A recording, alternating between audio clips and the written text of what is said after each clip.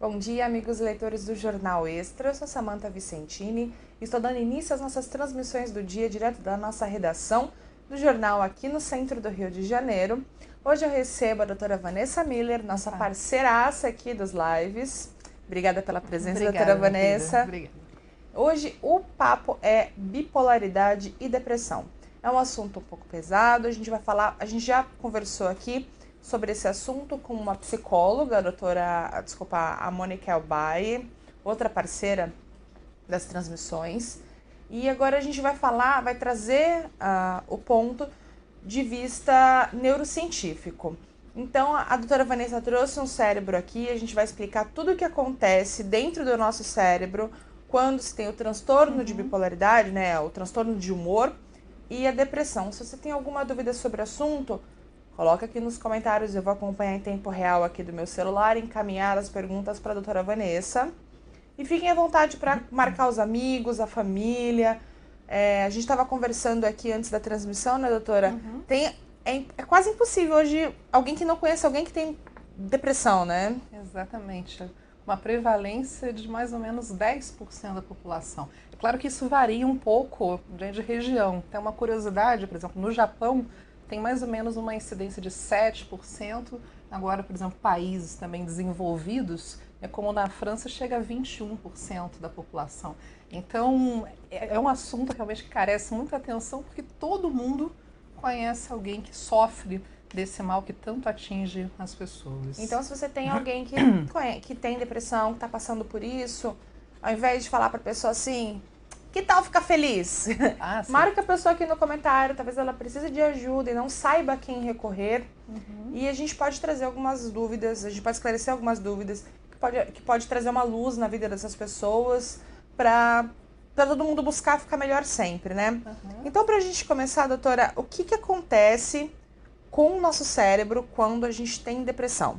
Assim, você já me conhece, eu sempre conto alguma historinha antes, né, para falar um pouco sobre as doenças, né? Mas antes de falar especificamente assim da depressão, tem um caso em 1848, até de um rapaz chamado Gage, né, Phineas Gage, um americano. Ele era extremamente sociável, uma pessoa extremamente querida, trabalhador, responsável, e quando estava, né, trabalhando para construir uma ferroviária, o que aconteceu? Ele simplesmente, no momento quando colocou para dinamitar a rocha, quando colocou o dinamite, simplesmente explodiu. E aí o que aconteceu? Uma barra de ferro atravessou nessa região, pegou aqui na bochecha, passou aqui no olho, tanto que ele ficou com a quedazinha, e feriu essa regiãozinha do cérebro chamada lobo frontal. Uma coisa interessante é que quando as pessoas, imagina uma barra de ferro, deixa eu tirar meu cérebrozinho, mais ou menos desse tamanho, e a pessoa simplesmente, primeiro, sobreviveu, saiu andando, saiu falando. E aí as pessoas ficaram, nossa, que maravilha, milagre. Só que qual o problema? Depois de 3 semanas, ele que era uma pessoa extremamente carismática, querida, ele começou a ficar irritado, começou a ficar agressivo, não era mais uma pessoa responsável, tanto que depois de 12 anos ele morreu, né, pobre, sozinho, e teve também epilepsia. Por que eu estou falando isso? Né? Porque é muito difícil você pensar nesses transtornos de humor sem pensar que tem que ter algum comprometimento nos neurônios, em algumas regiões cerebrais. Tanto isso é verdade como esse caso, como também pessoas que têm, por exemplo, acidente vascular mais na região, né, no hemisfério esquerdo, essas pessoas têm mais chance de ter depressão. Enquanto, por exemplo, que tem pessoas que têm acidente vascular na região no hemisfério direito, tem uma chance muito maior de ter, por exemplo, mania, que é o inverso da depressão. Não é mania mania de abrir a porta, não. Mania é o inverso. Depois a gente vai conversar um pouquinho. Euforia, né? Euforia, agitação, humor expandido, irritado, gastos excessivos, hipersexualidade. A gente, de repente, pode conversar um pouco sobre isso. E também, né, não seria lógico pensar que você tem alterações de humor Se de repente a pessoa começou a utilizar antidepressivo, e por que alguns antidepressivos funcionam? Seria meio ilógico falar, bom, se não tem nada orgânico, por que eu estou dando uma medicação que aumenta, por exemplo, a disponibilidade de serotonina, aumenta a disponibilidade de noradrenalina, aumenta a disponibilidade de dopamina e de repente não responde? Claro que responde. A questão é porque é uma doença que tem um fundamento orgânico e que é determinada por alteração tanto da atividade cerebral, desses neurôniozinhos que desempenham a função, como também alteração nesses níveis desses neurotransmissores que comunicam uma célulazinha neuronal com a outra.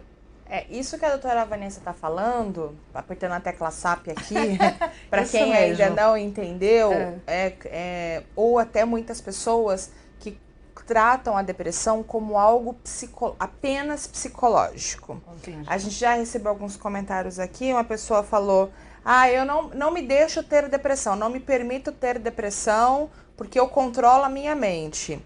A depressão, e o transtorno de bipolaridade, o transtorno de humor, a doutora Vanessa vai explicar a associação dos dois daqui a pouquinho.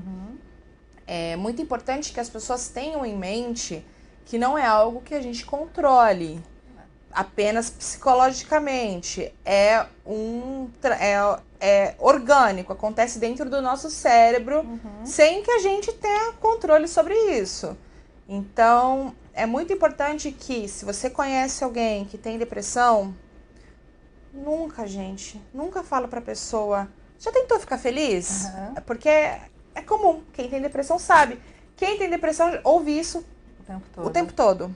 Não, mas você já procurou a sua fé? As pessoas vão atrás de outros caminhos, muito válidos, tá, gente? Não tô falando isso, tem uma não. Atitude positiva, até uma sempre muito positiva. Exatamente. Buscar atitudes positivas contribuem para a melhora de todos. Mas o buraco é mais embaixo. Melhor dizendo, é mais para dentro, né? Com certeza. Até fazendo uma analogia, né? Da mesma forma que uma pessoa, por exemplo, que tem diabetes, né? A pessoa fala assim, bom, as beta-ilhotas de Langerhans, que é uma regiãozinha do pâncreas que produz a insulina, né? Ele deixa de produzir essa insulina e a pessoa tem realmente um aumento da glicose, que você tem a diabetes. E da mesma forma, na depressão, a pessoa não produz adequadamente, não absorve adequadamente a serotonina, não absorve adequadamente esses neurotransmissores. Então, fazendo uma analogia, é mais ou menos falar assim, de repente, né, no caso de não ter depressão, chegar para uma pessoa diabética, olha só, controla teu pâncreas, controla para ele produzir, né, insulina, porque você pode, porque você consegue. Enfim, é mais ou menos nesse sentido. E como né, hoje em dia já se sabe, né, que tem uma característica, até a causa, né, a causa é multifatorial, tanto genética quanto ambiental. Se você não tiver geneticamente, né, uma suscetibilidade de ter essa doença, é claro, né, você vai ter momentos de tristeza, mas não vai deflagrar. Isso nasceu com a pessoa da mesma forma que outras pessoas têm suscetibilidade genética de manifestar hipertensão arterial, enfim, e outras doenças. E a pergunta de Ilmar Moraes, tem cura? Tem tratamento, né? Eu acho que o mais importante, é claro que até, né, infelizmente, mais ou menos 30% não responde nem às medicações, nem a outras terapias, né, como até a própria eletroconvulsoterapia, mas a grande maioria das pessoas tem sim um bom controle. Aí eu falo, né, aquilo que a gente comentou, assim, não é apenas, né, tratamento farmacológico, existe uma necessidade, né, de uma psicoterapia, existe outras técnicas hoje em dia também mais modernas, também com menos efeitos colaterais. De repente, se me der a oportunidade de falar, seria ótimo, que é a própria estimulação magnética. Mas, assim, o apoio da família é fundamental, a atividade física é fundamental. Então, mais uma vez, fazendo uma analogia, né? Hipertensão arterial tem cura? Não tem cura. Mas tem controle, mas né? tem controle. Tem você vai tomar lá o seu medicamento, seu beta-bloqueador, seu inibidor do canal de cálcio, e aí vai ter um controle da pressão. tem pessoas, por exemplo, que nem precisam mais tomar medicação, às vezes só realmente modificando o estilo de vida, fazendo atividade física, comendo melhor, fazendo meditação, às vezes já até baixa esses níveis pressóricos. Da mesma forma, a depressão. Eu acho que até se a gente puder evitar tratamento mais assim farmacológico, se a pessoa conseguir realmente ter uma boa qualidade de vida, né, mudando o estilo de vida, seria fantástico, né? Doutora, é muito comum que as pessoas procurem, acham que estão com depressão, né, ou acham que tem transtorno de bipolaridade e procurem um psiquiatra ou procurem um psicólogo ao invés de um neurologista. Uhum. A doutora já teve a oportunidade de falar em outras transmissões aqui sobre a importância desse tratamento completo, de não tratar só os sintomas, né, tratar a causa. Sim. E aí vem a importância do neurologista num tratamento da depressão? Primeiro porque assim, né, eu acho que o grande X, porque assim, depressão, a síndrome depressiva, você tem justamente os sintomas, né? Você tem humor depressivo, falta de motivação, falta de energia, a pessoa pode ter alteração no sono, pode ganhar ou perder peso, tristeza, alta culpabilidade, pode ter, na verdade, ideação suicida, até tentativa. Então existe como se fosse uma classificação. Agora, vamos pensar numa coisa. Existe a depressão, né, dessa parte genética, mas existem as causas secundárias. Então, se a pessoa está tendo realmente essas manifestações, seja manifestações depressivas ou, né, ter o transtorno bipolar, que aí você tem uma fase, né, a pessoa tem uma fase depressiva, mas depois vai ter uma fase maníaca, que aí tem esse humor expandido, irritabilidade, às vezes a pessoa se envolve com atividades, né, com uma tendência mais ao prazer, mas que depois vai se arrepender, então gastos excessivos, compulsão às vezes por sexo, às vezes, né, jogos, enfim, a pessoa se sente, né, a dona a cocada, não é isso? Aquela mulher maravilha, quer dizer, tem o ego super inflado. Então, assim, tem algumas características, primeiro, né, do diagnóstico, né, do que é uma depressão unipolar, do que é uma depressão bipolar. Mas o que causa, né? Então, por exemplo, se uma pessoa tiver hipotireoidismo, não adianta, né? As suas célulazinhas neuronais, elas não vão funcionar adequadamente, tá certo? Se a pessoa tiver, por exemplo, uma carência de vitamina B12, né, que é um cofator para várias reações neuronais, elas vão também ter, na verdade, pode ter esses sintomas depressivos. Se a pessoa, por exemplo, tiver um acidente vascular, e às vezes todo mundo acha que acidente vascular é só a pessoa que fica, às vezes, com comprometimento motor, desvio. Não! Se for, por exemplo, né, uma atrofia, uma região acometida relacionada, né, ao sistema límbico, relacionada à parte do comportamento, ela vai ter comprometimento. Às vezes, por exemplo, a manifestação da demência, às vezes os primeiros sinais podem ser sinais de alterações de comportamento e não só os cognitivos. É claro que, por exemplo, na depressão, né, também fazendo um pensamento inverso, as pessoas, por exemplo, que têm depressão também têm um comprometimento, às vezes, tão mais forte cognitivo do que às vezes comportamental. Às vezes a pessoa não tem atenção, às vezes a pessoa não tem motivação para trabalhar. Então, assim, é fundamental, primeiro, que se saiba exatamente, né, o que está acontecendo nesses neurônios, por que eles não estão funcionando adequadamente. E, além disso, existe até exames, né, deixar bem claro, o diagnóstico sempre, qualquer doença, a clínica sempre vai ser soberana, uma anamnese, um exame físico, isso é fundamental para que você estabeleça um diagnóstico, mas existe outros tipos até de ferramentas. Posso só cortar rapidinho? Pode, claro. A anamnese é aquela série de perguntas que os médicos fazem. Desculpa, gente. Aquela série de perguntas que os médicos fazem, por isso é tão importante que os médicos façam perguntas e que vocês respondam com a maior clareza e sinceridade possível. Sim. Porque muita gente que emite muita informação nessas perguntas, com medo de julgamento, alguma coisa, mas é fundamental para o diagnóstico, né? Não, com certeza. Continuar, doutora, por favor. E me interrompe, por favor, porque senão deixa falar. Se falar algum termo assim, eu vou... Não, faz lá o SAP também, eu tento explicar da melhor forma possível. Claro, e consegue. A Elô Costa já chegou aqui e falou, adoro a doutora Vanessa. Um beijo.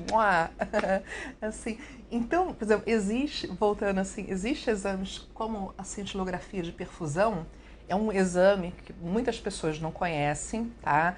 E qual é o objetivo desse exame? Não é que nem uma tomografia, uma ressonância que você vê, tira uma fotografia do cérebro. É um exame que vê como é que está funcionando a circulação, se está chegando sangue em determinadas regiões do cérebro. Por que isso é importante? Porque quando você não, se você diminui o fluxo sanguíneo, você não chega a sangue, isso significa que algumas regiões dos seus neurôniozinhos, algumas regiões do seu cérebro também não vão estar funcionando adequadamente.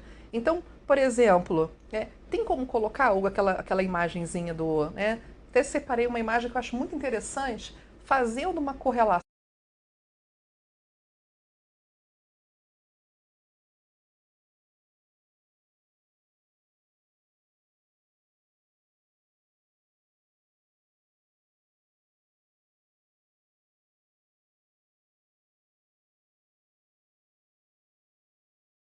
O fluxo sanguíneo, seja com ressonância magnética funcional, não é a ressonância convencional. E aí você pode perceber que tem regiões, por exemplo, córtex pré-frontal, dorso lateral, a região ventromedial, que se você tiver... Mudo. Faz tantinho, entrou a imagem e ficou mudo.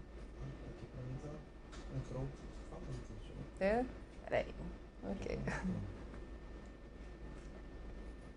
Voltou? Voltou. Obrigada. A gente não sabia se estava com som, com som, desculpa, enfim. gente. Mas também não sei onde que eu parei. Mas fazendo uma correlação justamente com a ressonância magnética funcional, com a cintilografia de perfusão, pode ver regiões relacionadas ao comportamento fazendo correlações anatômicas. Então, nessa imagem você tem a região ventromedial, região do córtex pré-frontal, dorso lateral. E assim, a pergunta sempre que as pessoas fazem, se eu tiver um acometimento, se esses neurôniozinhos dessa região não estiver funcionando adequadamente, simplesmente elas vão ter esses sintomas. Isso não pode até tirar, por favor, pode voltar. Assim, isso independe da vontade, tá certo? Uhum. Isso independe da vontade. É mais ou menos isso que eu queria falar. Tem algumas pessoas, tem muitas pessoas mandando comentários. Para quem chegou agora, eu tô aqui conversando com a doutora Vanessa Miller, ela é neurologista, atende aqui no Rio de Janeiro. Daqui a pouco a gente vai passar os contatos da doutora, que já tem bastante gente pedindo aqui nos comentários. E o papo é depressão e transtorno de bipolaridade, transtorno de humor. Uma questão muito importante, doutora, que as pessoas confundem muito. Porque hoje tudo é bipolaridade. Ah, sim. Acordou de bom humor ou acordou de mau humor e de repente ficou feliz, ou tem aquela troca de humor, é bipolar. Hoje eu tô bipolar. Não existe isso, né, doutora? Não é assim que a bipolaridade funciona, né? Não mesmo. Isso, assim, até falando um pouco, é normal, aliás, é fundamental que sintamos de vez em quando, um pouco de tristeza, que sintamos um pouco de, às vezes até de falta de energia, falta de motivação. A gente precisa realmente reagir, às demandas da vida. Então, assim, até se nós não tivéssemos tristeza, se nós não soubéssemos o que é uma grande alegria, se nós... Simplesmente a gente não teria nem necessidade de termos contato com as outras pessoas. Às vezes a tristeza nos ajuda a ter mais empatia para com as pessoas, a compreender melhor, a socializar. Então é fundamental que sintamos esses sintomas de vez em quando. Agora, a grande diferença, tá? Quando você fala assim, o que é doença e do que é uma variação da normalidade. É quando existe um comprometimento funcional.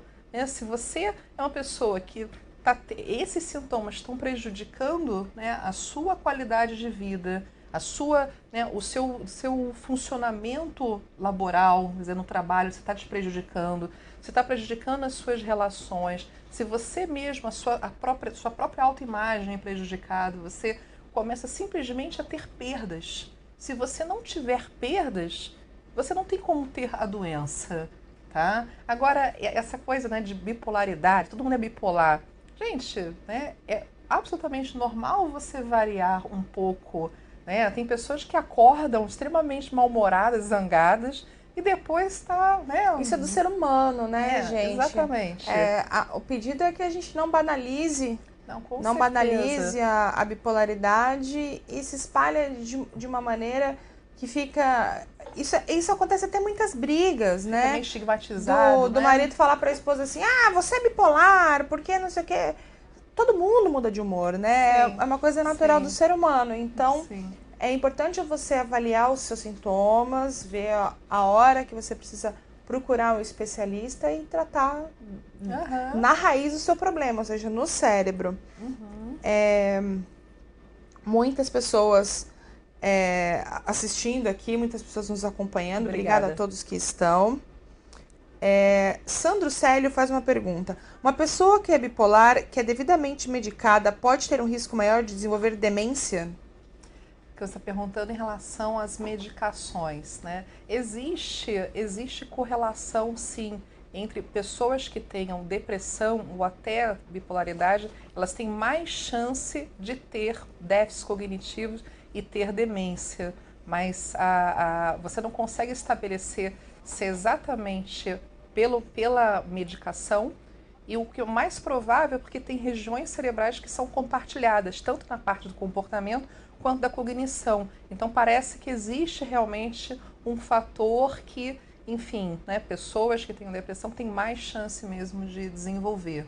Embora nem todas as pessoas, vou só afirmar aqui, nem todas as pessoas que tiveram depressão ou têm depressão vão ter demência, né? E principalmente Alzheimer, que é a formação mais comum. Algumas pessoas estão perguntando aqui como que as pessoas conseguem saber se elas têm depressão, por exemplo. Tem alguma série de fatores, de sintomas, que as pessoas pensem, olha, agora é o momento para procurar um médico porque eu acho que está sério.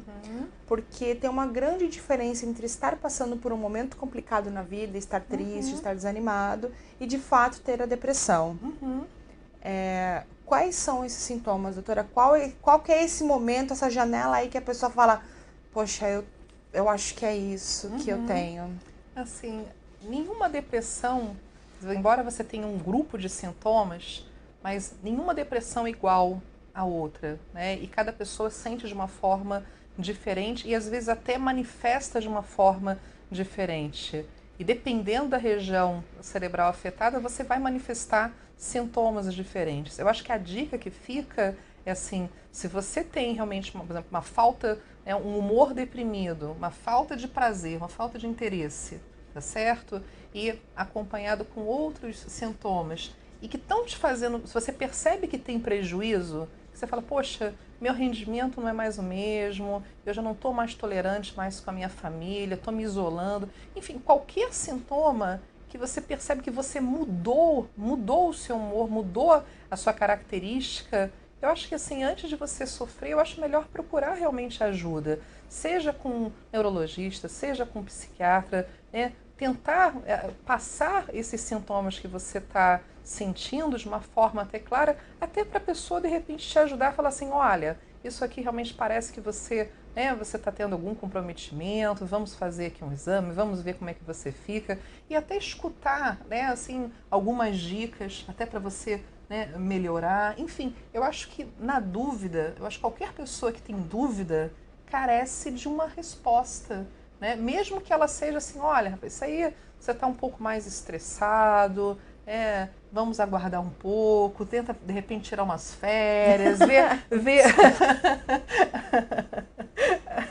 assim, né? Tenta relaxar, e óbvio, né, que isso tudo vai, fazendo todas essas informações somadas, que isso configura na verdade um diagnóstico, e estabelecendo um diagnóstico preciso, aí sim, né, que aí você consegue fazer um tratamento mais adequado. Eu vou explicar aqui o motivo do meu riso, gente. Desculpa, a doutora me viu hoje, aí ela falou, eu tô de férias marcadas, né? E ela falou assim, sua linguagem corporal diz que você está altamente estressada. Foi isso? Foi isso. Aí agora que ela falou de novo, agora eu lembrei da hora que ela falou, porque Porque até então eu tô aqui, tô tranquila, mas ela falando, você está altamente estressada. Eu fiquei, caramba.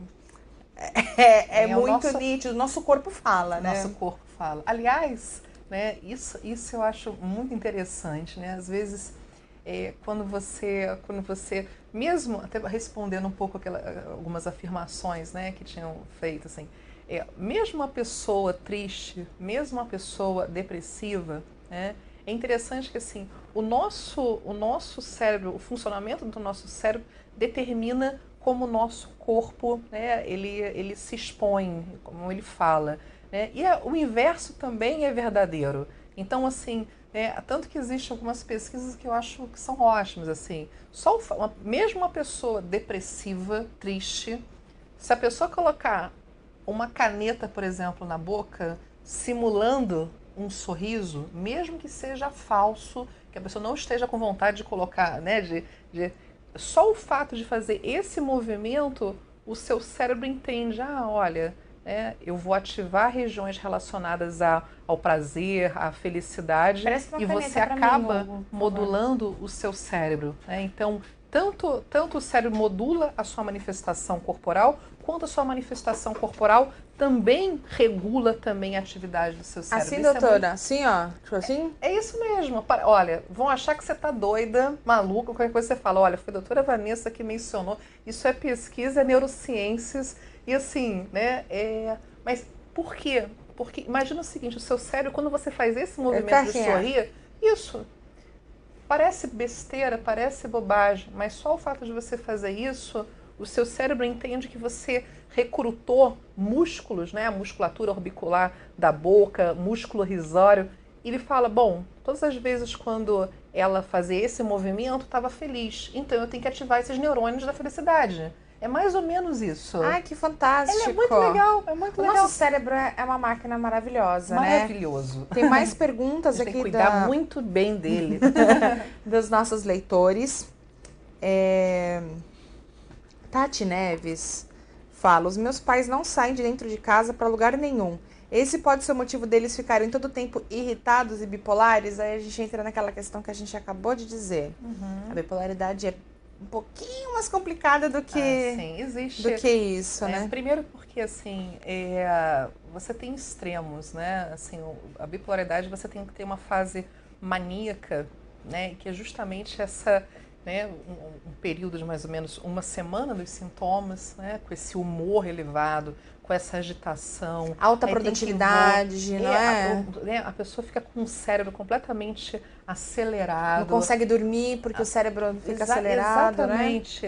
Né? A pessoa realmente aquela coisa, né, megalomania, acha que é toda poderosa. Geralmente, como eu falei, se envolve em atividades prazerosas, mas que assim, depois ela se sente culpada por isso. Por quê? Porque geralmente... enfim, às vezes é jogo excessivo, comportamentos sexuais inadequados, né? A pessoa gasta excessivamente, né? Depois, quando a pessoa vai para a fase depressiva, ela fala, meu Deus, estourei todos os cartões de crédito, né? Acabei rompendo relacionamento, às vezes, né? Um relacionamento, às vezes, de anos por comportamento, às vezes extraconjugal, ou mesmo quando não é casada, quer dizer, tem comportamentos que não são compatíveis com ela, né? É como se fosse assim, a mania está aqui e a depressão está aqui. Um é absolutamente inverso ao outro, né? E essa alternância entre os dois não acontece em questão de minutos nem de horas, gente, tá? São fases de semanas, né, doutora? Então, é importante a gente falar isso para as pessoas entenderem que a bipolaridade não é você mudar de opinião. Não. E nem mudar de humor bruscamente. Mudou bruscamente, é bipolar. Não é... Existem outros diagnósticos, assim, que pode ter essa variação de uma forma mais, né, por exemplo... o transtorno de personalidade border, por exemplo, a pessoa tem uma flutuação, né, enfim, às vezes muito maior e às vezes até no próprio dia, mas é um outro diagnóstico, enfim, é transtorno de personalidade, a pessoa praticamente ela já tem todo um comprometimento funcional, ela tem uma inflexibilidade social, ela tem muito prejuízo pela forma que ela lida, né? Nesse caso do borderline, tem muita impulsividade, tem uma hipersensibilidade, a pessoa, às vezes, até uma dificuldade de identificação com ela mesma, né? Então, enfim, realmente o border, às vezes, um dia te liga, olha, sei lá, doutora, eu estou muito depressiva, e aparece no seu consultório feliz da vida. Assim, acaba que, né, mas é um diagnóstico difícil de fazer, carece de toda uma exclusão de outros diagnósticos, inclusive com transtorno bipolar, né? Outro diagnóstico diferencial seriam os transtornos de humor misto, que pode ter essa variação, mas a diferença é que ele não chega nem, não configura, né, essas características de um transtorno depressivo maior e não tem tanta variação quanto a pessoa não chega na fase maníaca, ela chega numa fase como se fosse hipomaníaca, não chega todo aquele comprometimento, né, de uma pessoa que tem essa grande euforia, essa grande comprometimento pelas suas atitudes. Gil Abreu tá falando que a prima dele apelidou a família de família Rivotril, porque muitas pessoas tiveram depressão. E ele pergunta, a doutora já falou, mas é importante para quem chegou agora, depressão pode ser um problema hereditário?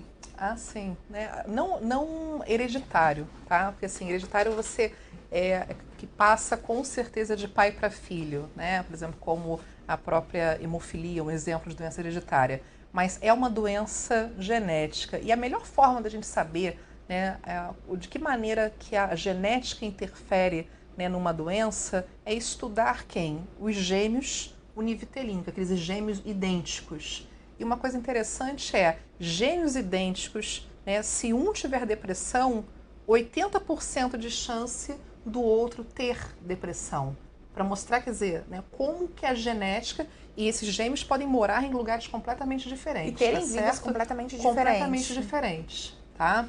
Mas é claro que, né, você tem realmente o gene, mas ele só vai manifestar os sintomas se você tiver, né, esse trigger, né, realmente do ambiente. Agora, pessoas, né, que, enfim, não gêmeos, né, se a pessoa tiver um pai, uma mãe que tenham depressão, aí os filhos, por exemplo, têm 15% mais ou menos de chance de ter depressão. Isso não quer dizer, obviamente, que as pessoas vão ter, mas 15% é até relativamente alta essa estatística, né? Muitas pessoas aqui contando, tô lendo os comentários, pessoal, tem muitas pessoas contando histórias do tipo... As pessoas, que Liliane Oliveira fala, as pessoas debocham de você porque falam, te chamam o tempo todo de Rivotril, as pessoas falam, a gente já comentou isso aqui na nossa transmissão, as pessoas em volta não entendem, né? E é um momento em que a pessoa que tem o transtorno de bipolaridade, transtorno de humor ou até depressão precisa muito do apoio da família.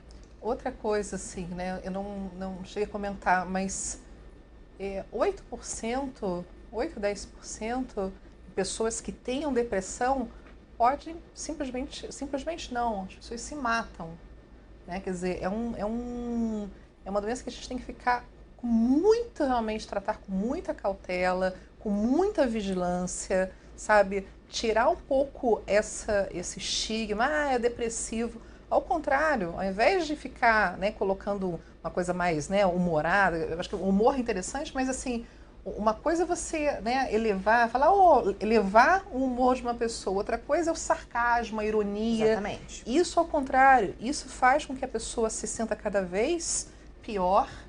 E assim, a pessoa não tem culpa dela ter depressão, tá certo? Depressão, da mesma forma que uma pessoa não tem culpa de ter, né, uma diabetes tipo 1. Ela simplesmente nasceu com genes que tem mais chance. E até o contrário, é momento de você acolher essa pessoa, né? Então assim, é a Rivotril, é a bipolar. Ao invés de chegar para essa pessoa, fulana, enfim, veja uma pessoa que assim, ela tá às vezes congelada. Essa pessoa às vezes não tem prazer em fazer nada, ela não tem uma alegria, sabe? Não adianta você chegar, como você falou, dar um tapinha. Vamos sair de casa, né? Você não faria isso, né, com uma pessoa que estivesse numa cadeira de rodas e falasse assim, vamos lá correr uma maratona. Por quê? Porque essa pessoa está na cadeira de rodas, sabe? Então, assim, esse mesmo cuidado que você tem quando você lida com pessoas que têm alguma deficiência física que você consegue ver, é esse mesmo zelo, esse mesmo cuidado, esse mesmo afeto que você pode ter com pessoas que simplesmente não manifestam, né? Não tá na cara. Melhor, até mostra um pouco, mas você acha que a pessoa é malandra, que não quer trabalhar, que é preguiçoso. Não, tem um pouquinho mais de tolerância. Eu acho que a gente começa a ter um pouco mais de a tolerância quando você começa a entender melhor sobre a doença, porque assim, se fosse pensar, você quando olha uma pessoa, você fala assim, pô, você é hipertenso? Né? Mas você, quando alguém fala para você, eu sou hipertenso, você não duvida, porque existe aquele aparelhinho, né, o manômetro, para ver justamente como é que está a pressão. Não é isso? Alguém chega para você, pô, eu tenho diabetes, você não duvida que essa pessoa tem diabetes. Por quê? Porque essa pessoa provavelmente fez um examezinho de sangue e mostrou a glicose. Então por que você é tão duro com a pessoa que fala que tem depressão?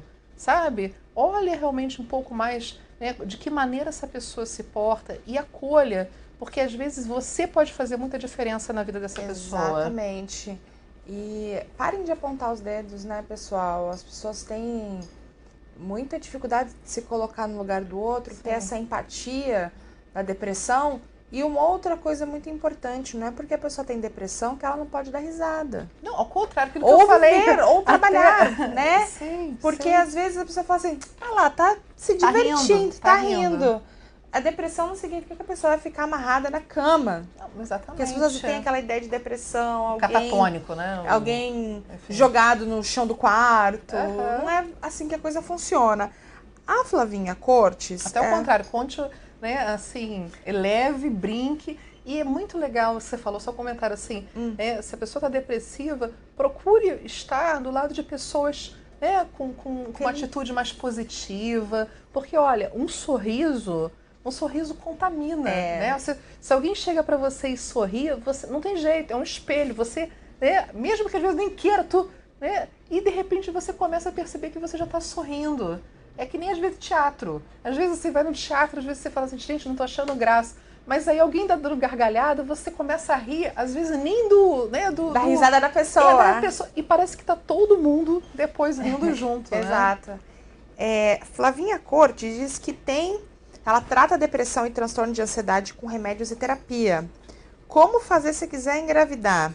Ela tem que parar tudo? Pergunta se grávida pode ou não tomar remédio. Assim, né, a primeira coisa, né, se você realmente planeja engravidar, é interessante você falar, né, com o seu médico, porque assim, existe algumas medicações que já foram testadas em grávida e que tem um espectro mais benigno. Né? Assim, eu não vou mencionar o nome, uma questão mais de... Mas assim, existem medicações que são mais seguras, que já foram testadas. E agora uma outra medicação que se deve pensar, né, associado quando está grávida, é justamente o ácido fólico, né, porque é importante na formação do tubo neural da criança. Né? Tudo na medicina, como qualquer...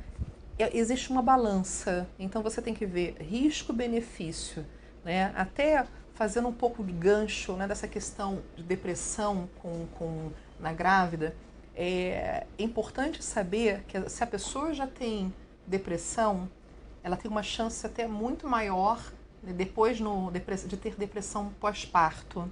E a depressão pós-parto, né, ela é muito triste, gente. Muito triste e muito perigosa, tá certo? Então, assim, é fundamental que faça realmente um acompanhamento. Existe, sim, medicações. E puxando um pouco o gancho, né, assim, existe a própria estimulação magnética transcraniana, que ela é uma forma de tratamento que você regula a atividade cerebral nas regiões que estão com baixa atividade, né, por exemplo, na depressão, o córtex pré-frontal dorsolateral esquerdo, por exemplo, né? Oi? Eu vou apontar. Eu já peguei aqui, porque eu já fui aqui, já me colocaram na parede aqui, né? Essa regiãozinha aqui da frente do cérebro, e aí chamado córtex pré-frontal dorsolateral esquerdo, que está na esquerdinha aqui, é uma região que por vários exames vê-se que tem uma atividade reduzida dessa região. O córtex pré-frontal, quando está, né, com essa baixa da atividade, ele simplesmente, você tem essas manifestações, né? Enfim, eu comentei em relação à depressão. Quando você faz aplicação com a estimulação magnética, que você utiliza uma bobina, é um estímulo magnético, ou seja, você não tem dor, né, no procedimento, ele é feito no consultório, você aumenta a atividade desses neurôniozinhos, aumenta a atividade cerebral. E isso faz com que você possa ter uma redução desses sintomas.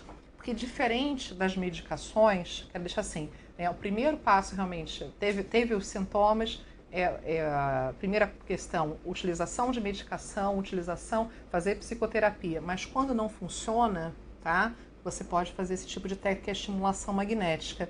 E qual é a grande diferença? Quando você toma uma medicação, né, o fármaco não atua apenas nas regiões relacionadas à parte do comportamento, a parte que é afetada. Você tem receptores, por exemplo, para a serotonina em várias regiões do cérebro. Por isso que se tem muito efeito colateral. Seria fantástico se você tomasse lá a sua medicaçãozinha antidepressiva e chegasse só no neurônio que precisa. Nossa, que sonho, né? Mas, infelizmente, ainda não existe esse tipo. Existe. Então, essas outras terapias, como a própria estimulação magnética, ela tem uma atuação mais focal. Ela atua aonde precisa atuar. É mais ou menos dessa maneira. Né? O Clair Arseno Souza, ele falou que recomenda o tratamento com a doutora Vanessa, porque ele faz a estimulação magnética, essa que ela tá falando, e os resultados estão sendo maravilhosos. Ele aproveita e manda um beijo. Só vou corrigir, é Clair. Clair. Clair, desculpa. Clair. Um beijo. Manda um beijo pro pessoal lá de Floripa. Francine Léo pergunta se o diagnóstico na adolescência ele pode ser confundido. Assim, assim, só para entender também um pouquinho, falando sobre depressão. As pessoas acham que depressão é só doença de adulto, né?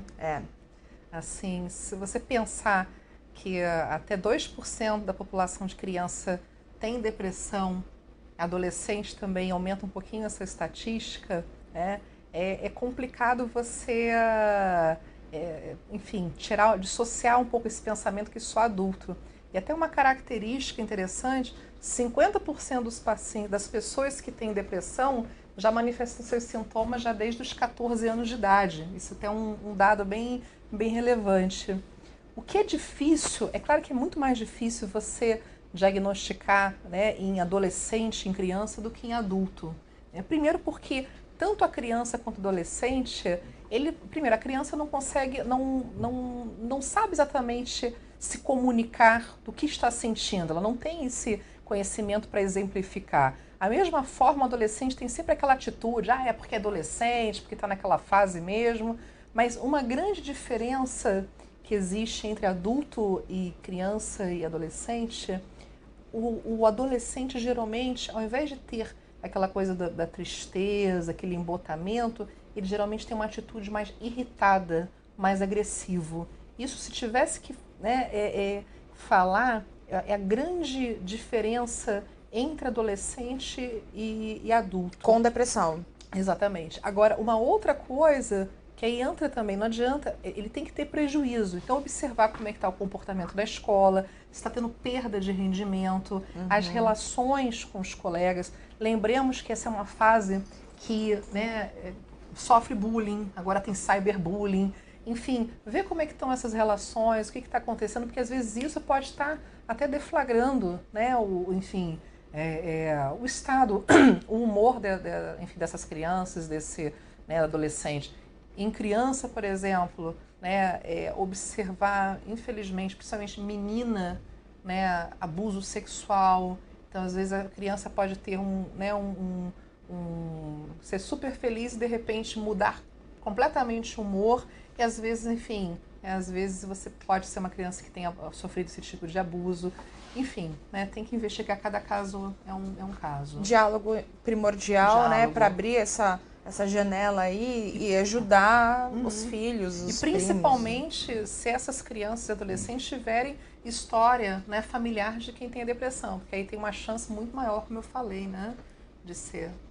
A gente tá encaminhando aqui para o nosso finzinho. A gente tem mais 15 minutinhos aqui, porque a doutora tem que correr para a clínica onde ela atende. Muitas pessoas pedindo o contato da doutora Vanessa Miller. De tanto que ela já veio aqui, eu já decorei o site. Obrigada. Vou pedir para o Hugo colocar na tela. www.vtmneurodiagnóstico.com.br. É um nome difícil de falar, né? Esse aí, ó. Tô craque. Uhum. Ela atende aqui na Barra, na Barra da Tijuca. Lembra o telefone da clínica, doutora? Você sabe, olha só que vergonha isso, gente, que vergonha. No site olha, uma vergonha, né? É porque eu não ligo pra mim. Uma vergonha. Mas é verdade, saí pela tangente, mas é verdade. Maria e Dayana vão ficar bravos comigo. A Roberta Coutinho diz que toma apenas ansiolítico e antidepressivo e que ela é bipolar. A médica dela diz que ela está bem e não precisa do estabilizador. Ela pergunta se isso está correto. E que depois que começou a tomar os medicamentos, ela acabou engordando, ficou com a menstruação desregulada e pergunta se de repente isso é um efeito colateral. Assim, primeira coisa, se realmente ela tem, né, transtorno bipolar. Isso aí eu acho importante. O telefone está na tela. Muito obrigada. Hugo, você me salvou, Hugo. Obrigada. Assim, né? Primeira coisa é saber se o diagnóstico está, né, preciso. Porque transtorno, né, bipolar até o contrário, né? É a indicação absoluta de estabilizador de humor, tá certo? Agora, quanto à questão medicamentosa, foi aquilo que eu comentei, né? Quando você dá uma medicação para uma pessoa, eu gostei muito dessa analogia. Você é como se você abrisse o capô de um carro e você estivesse jogando óleo. O óleo vai cair no motor, mas assim, a medicação acaba que assim, às vezes esse óleo vai para regiões onde não deveria ir. Né? Então, às vezes, vai lá para o guincho, lá enfim, vai lá para a bateria. Então, é a mesma coisa da medicação. A medicação vai para essas regiõezinhas que eu comentei, que é importante para aumentar a recaptação de serotonina, né? Aumentar, às vezes, a noradrenalina, enfim, vai. Só que também vai para regiões que não precisa. É aí nisso que ocorrem os efeitos colaterais. E, às vezes, o que tem que ponderar é quando o efeito colateral, às vezes, é até pior do que o próprio sintoma, né? Então, mais uma vez, é aquela, né, é a balança. E até uma característica, não é muito comum as pessoas solicitarem, até pela questão, às vezes, até do próprio preço, mas existe um teste chamado teste farmacogenético, que ele avalia a tua genética, tá certo? E através dele, ele determina medicações que devem ter um perfil que tenham menos risco de efeitos colaterais e que tenham mais potência para ter uma resposta mais positiva. Infelizmente, ainda não é muito solicitado, talvez muito justificado pela questão do preço. Andréia Figueiredo, a gente já falou sobre, a gente já fez essa pergunta sobre depressão, agora essa pergunta vem sobre bipolaridade. A Andréia Figueiredo pergunta se o transtorno bipolar é genético. Então, assim, até tem uma correlação até maior que a própria depressão, né?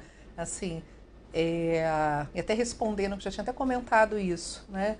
Gêmeos univitelinos, quer dizer, gêmeos idênticos, mesmo morando em regiões diferentes, tem uma correlação de ter depressão, por exemplo, de 80%.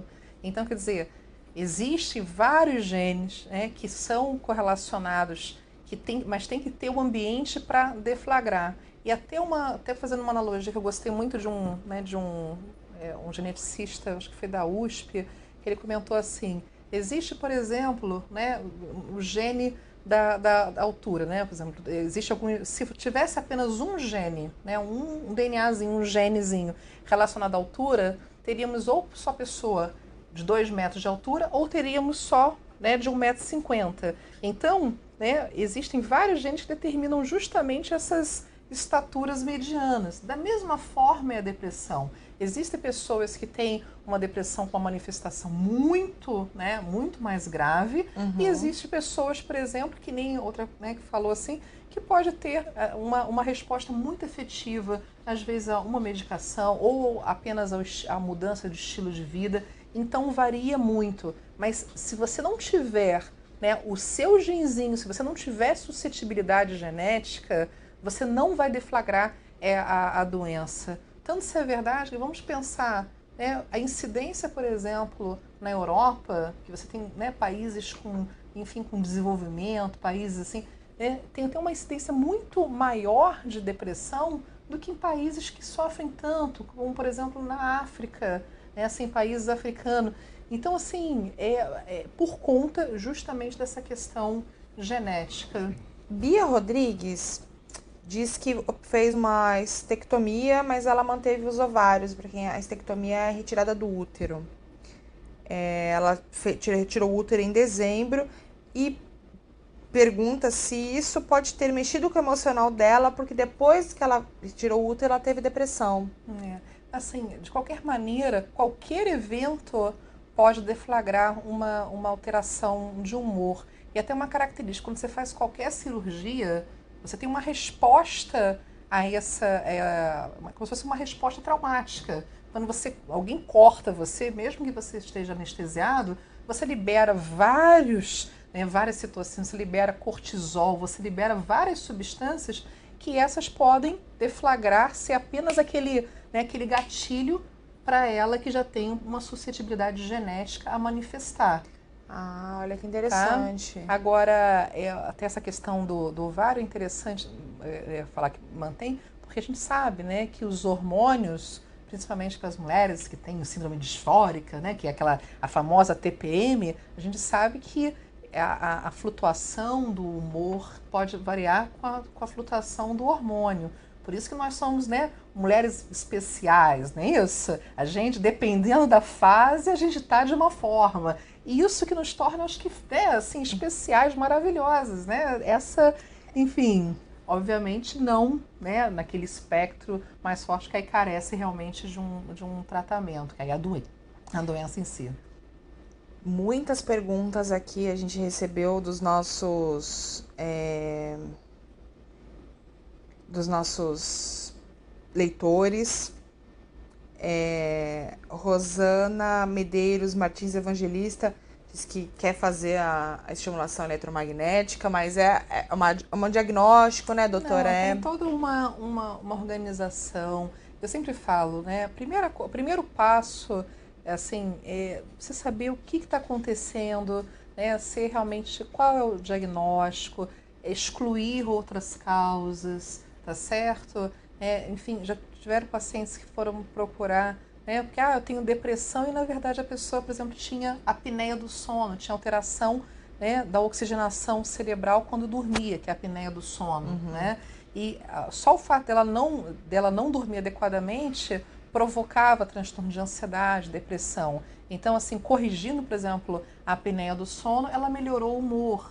Então, por isso que eu estou falando, né? Tem casos, por exemplo, né, dessas depressões secundárias, às vezes pessoas que utilizam drogas, né, até, infelizmente, muitos jovens, ou até mesmo, principalmente pessoas de baixa renda, às vezes, assim, tão depressivos, ao invés de procurar ajuda profissional, às vezes acaba indo para o boteco e aí utiliza, às vezes, o álcool, né, como seu... Né, uma fuga, uma resposta. E aí, quer dizer, a pessoa se um alívio, até, né, doutora? É um alívio, né? E aí essas pessoas acabam entrando, né, às vezes até o alcoolismo e tudo, e às vezes o que antecedeu foi justamente a depressão, a ansiedade, que levou a pessoa a buscar esse tipo de caminho, comportamento. Vou partir para a última pergunta aqui, porque eu tenho que liberar a doutora. A Simone Adriana Evangelista pergunta se a depressão pode acarretar síndrome do pânico. Antes dela responder, eu já faço o convite. A gente já teve um papo sobre síndrome do pânico com a doutora. Vocês podem olhar aqui no Facebook mesmo do Extra, facebook.com/jornalextra/vídeos. A gente já teve esse papo sobre síndrome do pânico com a doutora Vanessa. Ela já explicou muitas coisas, foi bem esclarecedor. Então, respondendo a pergunta agora. São áreas cerebrais, algumas compartilhadas, mas em grande parte diferentes, tá? O que existe é uma comorbidade, né? Então, pessoas que têm depressão, existe estatísticas de que até 80%, essa estatística varia de 50% a 80%, tenham transtorno de ansiedade. E aí no transtorno de ansiedade, né, lembrando, né, o transtorno de ansiedade, a pessoa tem justamente aquela, né, tensidão, a pessoa não consegue relaxar, antecipação do porvir, o tempo todo está, né, completamente... Enfim, quando essa pessoa tem um grau, né, muito acentuado, que aí tem muita alteração desautonômica, taquicardia, falta de... a pessoa não consegue respirar, enfim, outros sintomas que fazem com que a pessoa paralise, é como se fosse o ápice do transtorno de ansiedade. Para isso, né, perifericamente tem muita liberação de adrenalina, o cortisol, enfim, é todo um mecanismo que é um pouco diferente da depressão, mas que não tem jeito. Quando você tem as vias cerebrais alteradas, né, assim, você pode ter regiões completamente diferentes atingidas e que vão manifestar outros sintomas. Especificamente no transtorno do pânico, na ansiedade, você tem, né, regiões como a amígdala cerebral, núcleos cerúleos que não estão funcionando adequadamente, uma modulação inadequada também desse córtex pré-frontal, que também é compartilhada com a depressão, mas é um outro mecanismo, né? Mas ambas essas vias estão completamente alteradas, né? Mas dá uma olhadinha, acho que valeu a pena aquele papo também. Nossa, sobre aquele papo foi maravilhoso. Sobre pânico, sobre transtorno de ansiedade, e obrigada pela pergunta. Muitas pessoas também perguntando de remédios, a gente volta. Sempre que eu tenho oportunidade de trazer um especialista de saúde aqui, eu sempre falo do remédio. O remédio funciona para cada um de um jeito, cada um tem um organismo, cada um responde de uma maneira. E para você saber o seu, você tem que conversar com o seu médico, claro, que ele que vai indicar o seu médico. Não adianta, né? Porque na fulana emagreceu, engordou, ou fez isso, ou fez aquilo, e você pode fazer igual ou não. Então, importante que todo mundo converse, procure o seu médico, procure um especialista. Para transtorno de humor e depressão, a doutora Vanessa falou, acho que é bacana fazer um acompanhamento completo, né? Fazer uma psicoterapia, consultar um neurologista, né, doutora?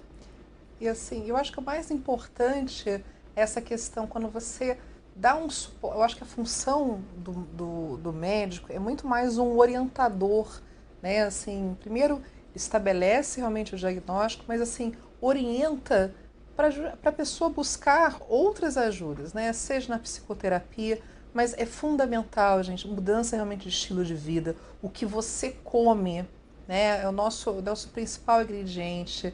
É uma alimentação variada, colorida, né? Quando você come frutas cítricas, você tem, né, o antioxidante, você tem, né, substâncias, né, ômega 3, né? Pega o salmão, as carnes, né, as carnes magras, enfim, uma alimentação rica para você ter magnésio, zinco, complexo B, você ter lisina, ter L-triptofano.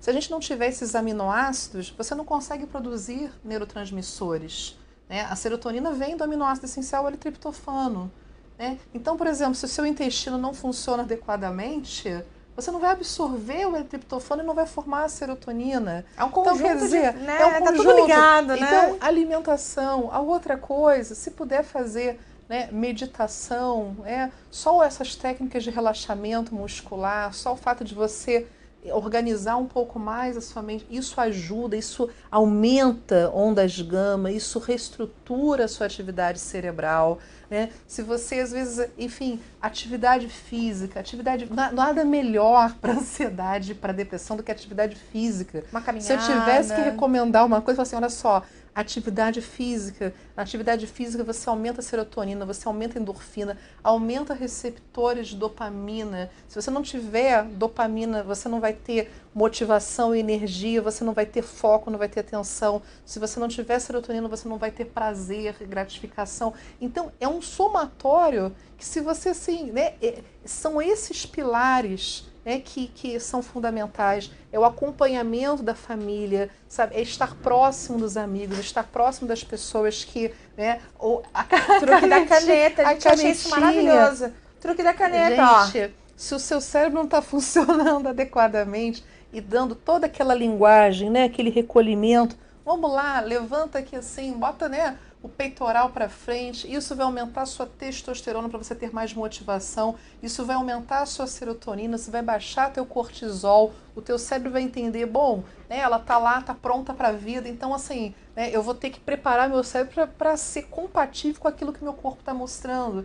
Então assim, são essas atitudes que, somadas a toda uma reorganização, a pessoa consegue reestruturar e voltar a ter uma qualidade de vida. Eu acho que é essa, sabe, é esse conjunto mesmo. E se alguém chegar e você tiver com a caneta na boca, você fala assim, foi a doutora Vanessa que mandou. É isso mesmo, é isso mesmo. Não está doido, ele é doido, né? Assim, não precisa.